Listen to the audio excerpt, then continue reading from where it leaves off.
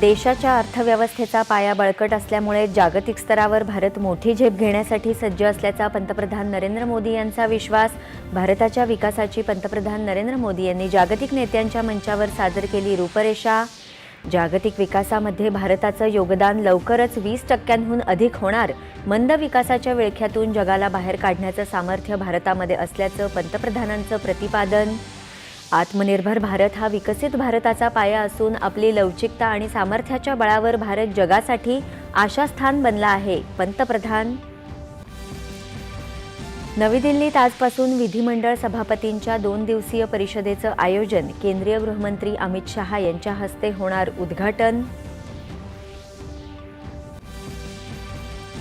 2030 पर्यंत $1.5 ट्रिलियन ची अर्थव्यवस्था बनणं आणि जागतिक स्तरावर आघाडीच्या 10 अर्थव्यवस्थांमध्ये स्थान मिळवण्याचं महाराष्ट्राचं महत्त्वाकांक्षी लक्ष्य।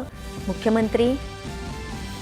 राज्यात येत्या काळात 1 कोटी बहिणींना लखपती दिदी करण्याचा मुख्यमंत्री देवेंद्र फडणवीस यांचा निर्धार।